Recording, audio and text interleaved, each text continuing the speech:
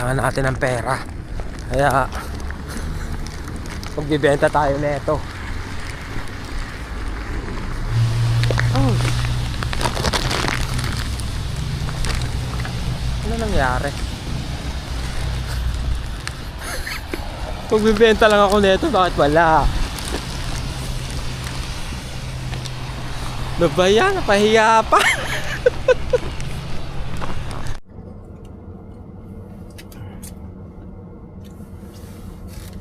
Sarado yung bentahan ng bote. Ayun sana yung pang-almusal ko eh. Ginamit ko na lang muna yung credit card ko para makapag-almusal ako sa Tim Hortons. Iniisip ko kung mag-part-time ba ako, kasi may gagawin pa naman ako, kaya lang parang tinatamad na ako kasi tanghali na. Mag-shopping tayo. Gumagamit ba kayo ng ganitong tube light mga dreno? Mapapansin nyo, merong eto, medyo payat yan. Tapos merong eto, yung mas mataba. Pero parehas lang 4 feet yan. Kasya, yung pinaglalagyan nito is kasya to, o kung ito yung ginagamit yung mataba, pwede rin naman tong payat na to. T12 tsaka T8, kumbaga pwede nyong gamitin, magkapalitan yan sa same balas. Ngayon may LED na rin nito. Ito, ayun nga yung bibilin ko mga Andre, no? 15.59, 2 piraso. Ayun na lang yung bibilin ko. At least ito, kumbaga hindi mababasag, parang plastic yung ano nito eh, yung casing niya. Op.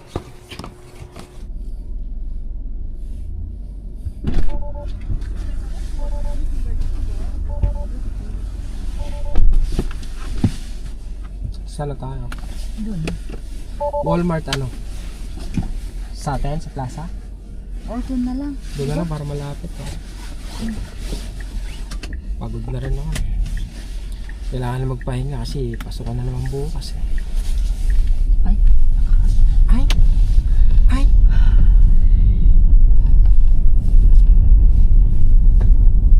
Paluwagan nyo mga hulog paluwagan. Kasama na yun sa buhay namin. Wala ka bang palak na ano, instead of paluwagan, ikaw na lang mag-iipon ng pera mo every month. Ganon. Ay, sorry. Para, anong tawag dito? Dahil sa mga sinasabi nila? Hindi dahil sa sinasabi nila. Ibig ko sabihin, hindi mo ba naisip yun? Kumbaga, ano lang, Naisip yung ko point din, of pero view. gusto ko lang din. Dahil, anong reason mo? Hindi mo kailangan maging emotional. Hindi. Yes, ano lang, kumbaga. Ano, parang at least pagka yung time na gusto kong ano, kailangan ko din.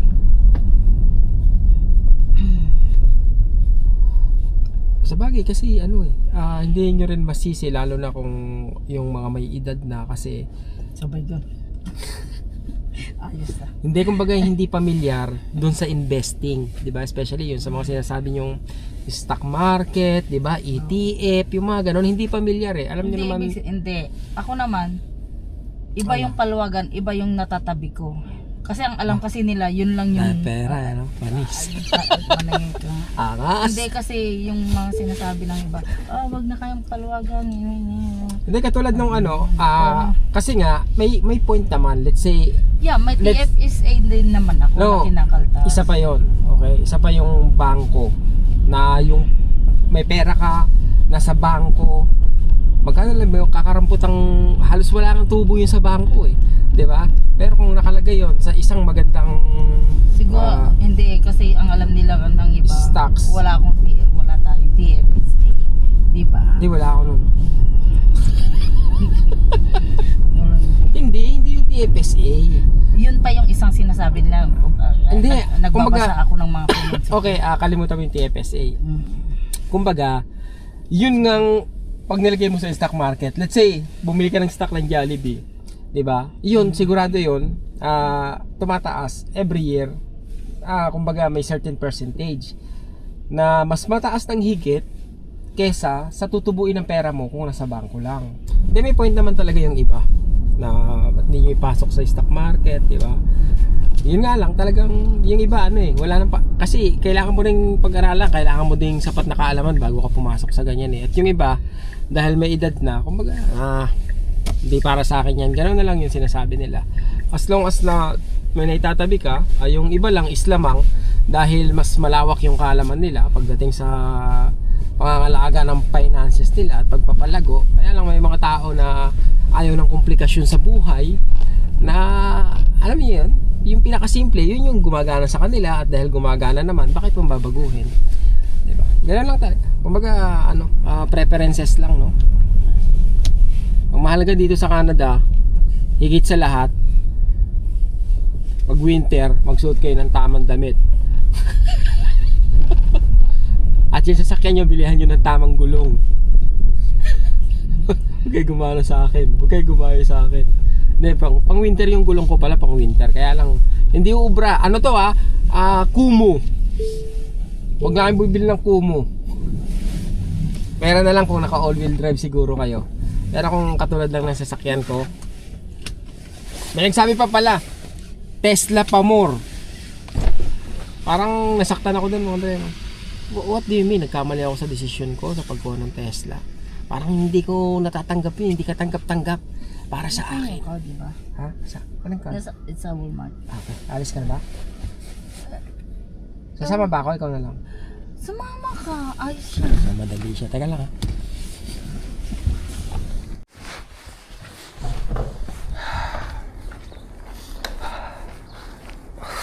Yes, mga dre. Good morning.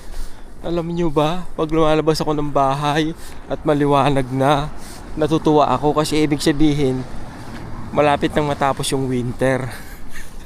Miski sa hapon, pag uuwi ako, tapos maliwanag pa, alas 5 na maliwanag pa. Natutuwa ako mga dre, no? Kasi ibig sabihin yan talagang papunta na tayo sa sa spring. Yes. Ha. San linggo, lamig sa amin, grabe, hindi bumababa ng 20. Pag nag-10, pag galing kayo sa -20, tapos biglang nag-10, parang, ay salamat, ramdam na ramdam mo Parang antibay mo na sa lamig. Kasi yung -10 na, kumbaga tolerable na. Ayun.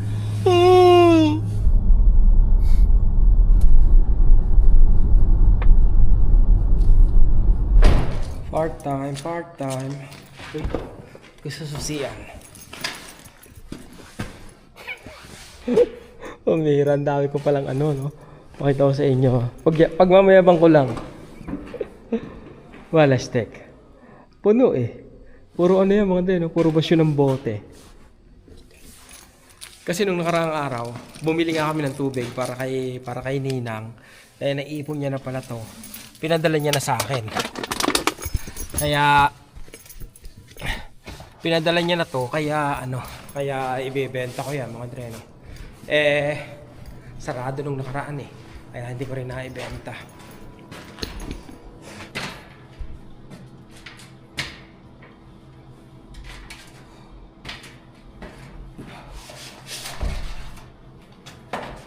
LED na to. Tsaka plastic na.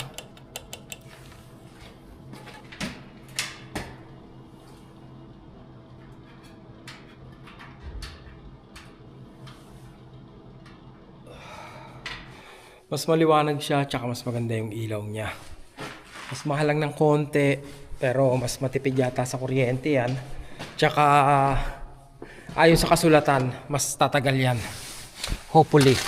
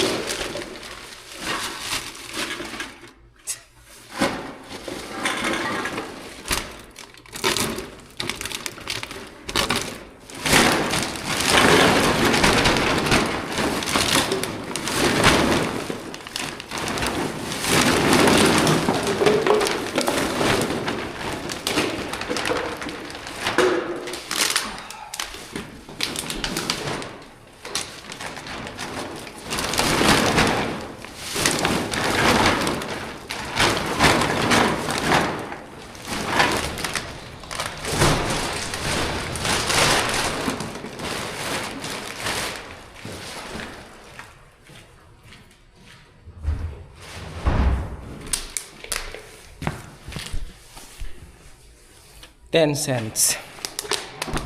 10 dollar. Mahal lang deposito mga dre, no?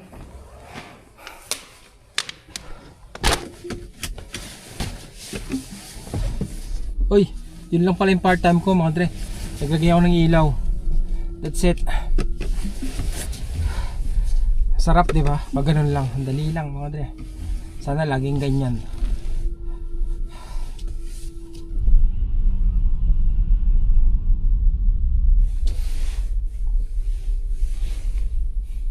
Dito yung tapunan ng ano, tapunan. Yung bentahan ng bote, pero mukhang sarado eh.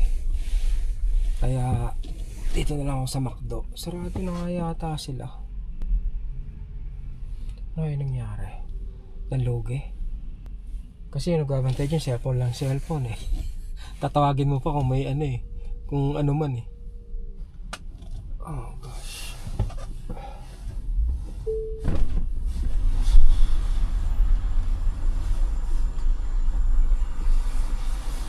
कोई बात को मिले बोले पानी और Hi. Can I have 2 Big Mac please? just a sandwich. Yes. Anything else? That's all. Up to the first window. Thanks. Labo na naman ang mata ko. Hindi ko mabasa yung iba eh. Kaya Big Mac na lang ang binili ko. Oh.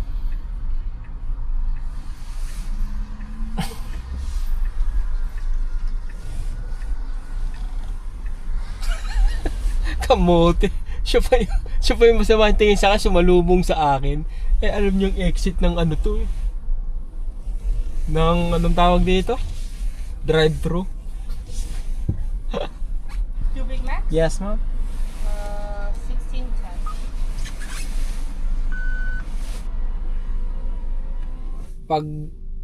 Pag papunta ka pa lang dito sa Canada, akala mo dito mabilis lahat eh. 'Di ba? I mean, drive-thru. Okay, magbabayad ka, tipong namili ka sa Walmart. 'Di ba sa atin kasi ang bilis eh, talagang paspasan as much as possible, maserbisyuhan lahat ng sa pinakamabilis na paraan eh, 'di ba? Kahit sa fast food. Pero pag nandito na po kayo sa Canada, paano ba? Dapat hindi kayo mainipin. Nagbabayad kayo sa supermarket kasi minsan yung mga tao bago nila dukutin yung mga wallet nila para magbayad, dapat sasabihin na sa kanila kung magkano muna yung total. Talagang nagte-take time sila. Miski yung mga cashier, talagang hindi sila ganun kabilis. Hindi sila mabagal pero hindi sila ganun kabilis. Sa fast food ganun din. Minsan pag masyadong maraming tao, 2 Big Macs? Yeah. Thanks. Sa fast food, pag masyadong maraming tao, hindi agad nila kukunin yung order nung nakapila. Siservan muna nila yung mga nakuha na nila ng order. Ganun sila. So dito, hindi ganun kapaspasan gaya ng iniisip ng iba. Kasi parang ako dati, ganun din yung isip ko eh. Parang sistematiko na rito, kaya mas mabilis na. Pero karaniwan, I don't know kung mas mabuti yon sa sa customer, kasi somehow nasiservisyohan sila ng tama, yung hindi nagmamadali yung kahera o yung mga crew. Pero kung sanay ka sa ganon, medyo parang naiirita ka minsan. Lalo na pag sa grocery, ang haba ng pila, no? Nakita mo, ini-scan na yung ang dami niyang pinamili, ini-scan na lahat. Tapos wala siyang ginagawa, inaantay niya matapos iskanin lahat ng pinamili niya. Pag sabi sa kanya ng total, tsaka siya kukuha ng wallet niya sa bulsa or sa bag. Tapos yung pambayad niya is cash. Yung iba may barya pa, bibilangin pa. Medyo pag nagmamadali ka, talagang mapapasabi ka na lang na talaga naman. So kailangan ng konting pasensya pag nandito kayo. Extrang konting pasensya. Umalis ako ng bahay kanina, meron akong 83% mula nung umaga. Tapos ngayon, meron akong 70%. Andito na ako sa bahay. Pero mag-charge pa rin ako. Kasi bukas baka maagad na naman ako. Baka mamaya may matagal akong gumamit ng sasakyan, di ba? kailangan ko ng X ang kuryente, yung ganon. So, i-maximize, gagawin ko mga 85. Okay lang yung 85% para sa akin mga dre. Kasi ang talaga rito, ang recommended sa pag-charge ng Tesla kung araw-araw yung ginagamit is hanggang 80% daily driving. I mean, technically yung 85 nasa 80 pa rin yun eh. 'Di ba? Kaya ginagawa ko sa akin 85. At pag nag-long drive ka naman, eto kailan ko lang nalaman to Kumbaga pag nag-long drive ka, ang basihan ni Tesla para sabihin pwede ka nang bumiyahe uli is iba pala yun, no? Kasi pag tumingin ka nga rito sa niya, sa anong tawag dito, sa monitor niya, nakalagay kung ilang percent yung battery mo pagdating mo dun sa pupuntahan mo eh. So ako dati ang ginagawa ko 80% na, nagcha-charge pa rin ako. Inaantay ko gawin kong 90%. Pag pumalo ng 80% yung charge ng battery mo, mas mabagal na siya mag-charge kumpara dun sa 0 to 80. Pag 81 to 100%, parang kung mas matagal ang charging nun kumpara dun sa 0 to 80. Nagets nyo mga dre, hindi ba magulo? Kasi habang napupuno yung capacity ng battery, habang napupuno yung charge niya, mas kumbaga kailangan maghanap ng kuryente ng mga empty na lalagyan niya ng kuryente, 'di ba? Hindi katulad ng parang sabi nila parang parking lot eh. 'Di ba? Pag yung parking lot empty, andali mag-park. Pero habang napupuno siya, kailangan mong umikot-ikot muna bago ka makapunta dun sa empty spot. So, the same way goes daw sa pagcha-charge. Sabi nila yung mga dre, correct me if I'm wrong. Pero ganun nga 80% na yung charge ng battery ko, nagcha-charge pa rin ako. Tapos, na-discover ko na pag 80% ka na at hindi mo pa inalis o hindi ka pa tumigil sa pagcha-charge dun sa mga fast charging ng Tesla, ang magiging charge mo na is 50 cents per minute. Hindi na per kilowatt, per minute na yung usapan. So, kung magtagal ka pa ron ng 10 minutes, additional $5 yun. So, dapat as much as possible, 80%, alis ka na. Para hindi ka anong tawag nila? May tawag sila doon mga Andre, no? Sa na yun, 80% na nagcha-charge ka pa. So, yun. Kaya natutunan ko na hanggang 80% ka lang. Otherwise, you're just wasting money. And parang somehow, nagbe-waste ka ng more time sa pagcha-charge. Babagal yung biyahe mo.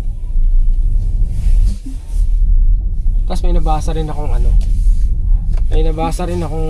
yung comment niya. Tesla pa more. Tesla.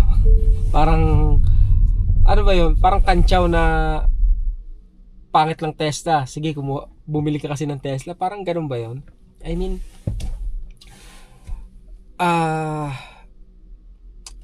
parang katulad din ng ibang sasakyan. 'Di ba? Hindi dahil Tesla kaya naiisip mo na baka katulad ng nababalitaan mo o yung mga nababasa-basa mo, yung mga nagrereklamo about sa Tesla pero wala namang experience talaga na magkaroon ng sasakyan na Tesla, 'di ba? Kumbaga naniniwala sa sabi-sabi. I mean, kagaya ng ibang sasakyan, hindi dahil Tesla mahinang klase na, 'di ba? Kahit anong klase ng sasakyan, kahit Honda CR-V, kung 4-wheel drive, kung front-wheel drive or rear-wheel drive, ganun din eh. 'Di ba? Nagkataon lang na rear-wheel drive etong sasakyan ko at siguro nagkamali ako sa pagbili ng gulong. Kung mas may maganda akong gulong, iba yung usapan eh. May sinend sa aking video si Paolo yata, no. Isang rear-wheel drive o front-wheel drive na sasakyan. Tapos naka maganda yung niya, yung winter tire niya. Ang kalaban niya ngayon is all-wheel drive, tapos naka all-season tire sila. Paakyat sila sa ice, okay? Lang naman, konti lang yung elevation niya.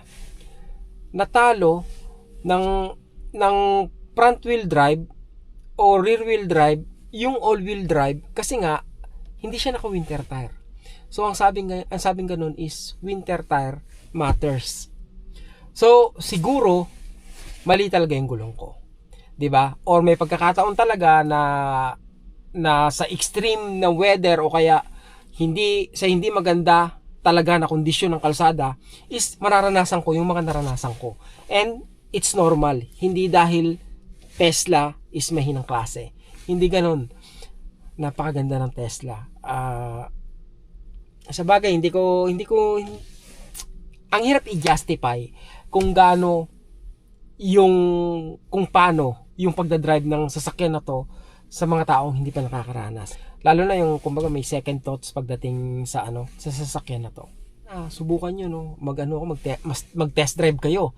Actually, yung pagte-test drive ng Tesla, baka hanggang ngayon ino-offer nila na kung gusto mo, iuwi mo yung sasakyan para magamit mo ng 24 hours or 48 hours.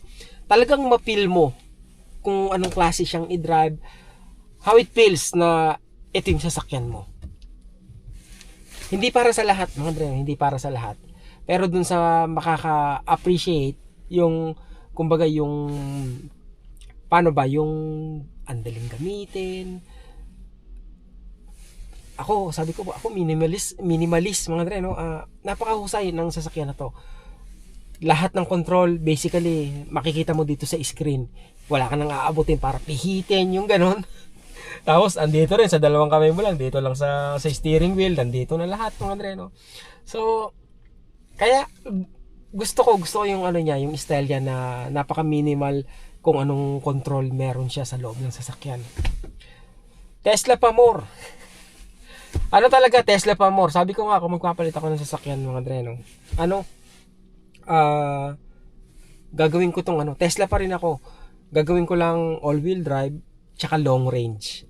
Pagdating sa huli, yung range ang pinaka-importante. Kaya long range. Yung performance, hindi ko alam kung ba't mo kailangan ng performance, kung makikipagkarera ka siguro or what. Pero napaka-importante na kung sakali kukuha kayo ng Tesla o ng electric car, yung piliin nyo is yung mas mahaba yung range niya. Kasi doon naman ang kumbaga at the end of the day, yun yung magpapatanggal sa yung range anxiety. Kasi maraming ganun, naku, baka hindi ako umabot. Dati ganyan din ako Ngayon medyo nawala na sa akin yan, kahit maiksi lang yung nito, yung range nito, kahit 300 kilometers lang to, mga Dre, no? So hindi na ako masyado nag-iisip ng range kasi nga yung 300 kilometers na yon, pwede akong mag-drive ng 1.5 oras hanggang 2.5 oras bago ako mag-charge. At alam ko sa sarili ko na pagdating ng minsan 1 oras pa lang tumitigil na ako para umihi o magpagasolina o magkape o pagpahinga kasi inaantok na ako. Kaya sapat na sa akin yung 300 kilometers na neto para i-drive to. At yun, kung magkakaroon ako ng long range, 500 kilometers, even better. Pero pakahusay mga Dre, no? Yun lang talaga. Gaya ng ibang sasakyan, may trade off, 'di ba? Ganoon naman May nakita nga akong naka-track Dulas-dulas pa rin sa snow 'di ba?